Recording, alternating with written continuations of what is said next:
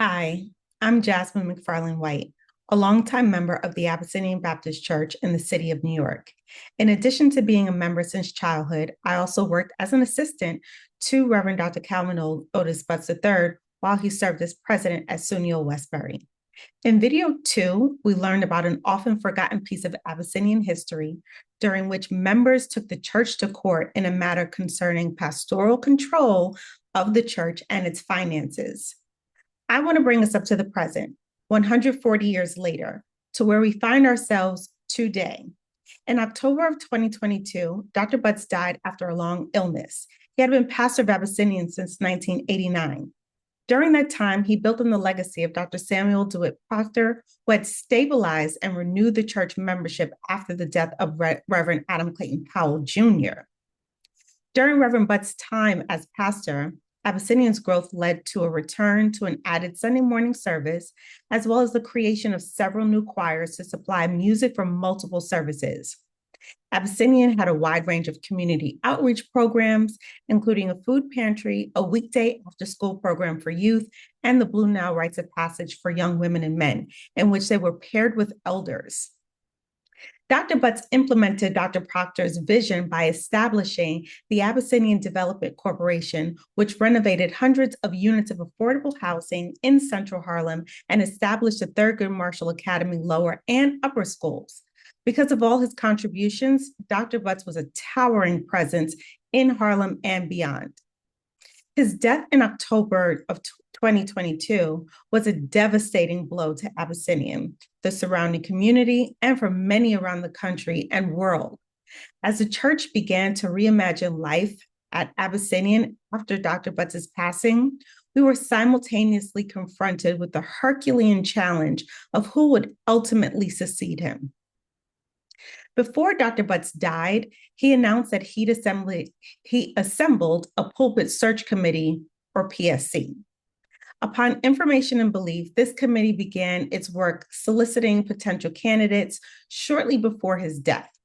However, the congregation came to understand that the 27 people selected by Dr. Butts to identify his successor was not in compliance with the church's own bylaws. At the time the PSC began its work, most of the members of Abyssinian, including most officers, had never seen the church bylaws. In early 2024, nearly 2 years after Dr. Butts assembled the pulpit search committee, and as the search process dragged on with no candidates presented, Abyssinian members began to express concerns and ask a multitude of questions about the process that largely went unanswered. This was despite the fact that Baptist churches are congregational churches, meaning that the government of the church is by the congregation through the pastor and the deacons, as cited in our bylaws. The annual church meeting in February 2024 was a real inflection point when the PSC presented the congregation with the opportunity to vote on whether to allow electronic voting, considering the number of virtual members. The bylaws were referred to several times during this discussion, yet most of us had never seen them. How could we vote on a waiver regarding the pastoral vote cited in bylaws that we'd never seen? Still, we voted on the waiver to allow electronic voting, in addition to having a church meeting, which remained a mandatory component of the pastoral voting process. This February 2024 annual meeting and the countless unanswered questions that resulted out of it eventually led many of us members to ask for copies of the bylaws. Several hundred copies of the bylaws were generously copied and provided to members by Deacon Michael Dees. Upon reading the document, many of us realized that the PSC had not been working in accordance with our church's bylaws on a number of levels. In the Baptist church, the deacons are in charge of the spiritual life of the church, and the trustees are in charge of the corporate or financial matters of the church. We realized that Article 7, Section 7 of the Abyssinian bylaws indicated that when the pulpit is vacant, the deacons are charged with assembling a pulpit search committee, and that committee should be no more than 17 members in good standing. At the time of Dr. Butts' death, the committee he'd appointed was comprised of 27 people, 17 of whom were deacons, trustees, and church officers, and 10 church members. One of the committee members happened to be Dr. Butts' eldest son, also a deacon. Once Dr. Butts passed away and the pulpit became vacant, upon information and belief, no immediate effort was made to course correct the process to be in compliance with the bylaws.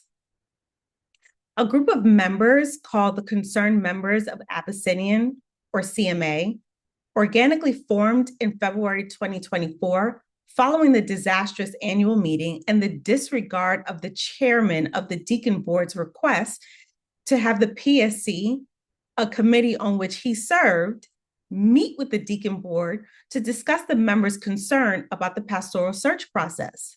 The PSC ultimately refused Chairman Barbour's request to meet with the deacons.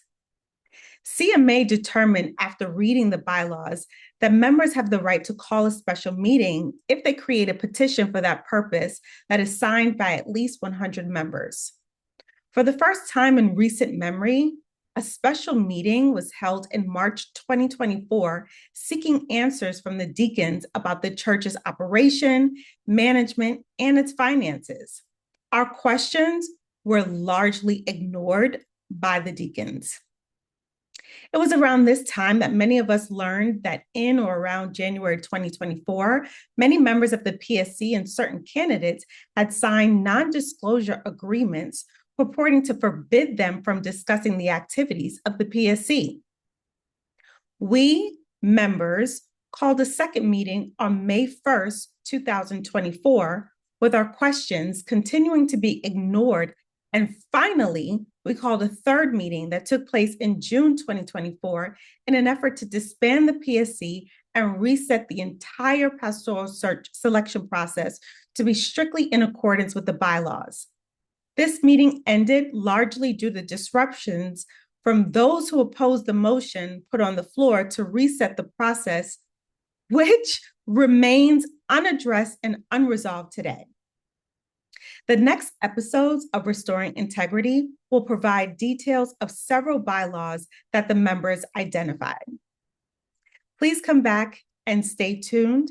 And remember to visit the Restoring Integrity at Abyssinian Baptist Church GoFundMe page to not only support, but to read all the documents for yourself.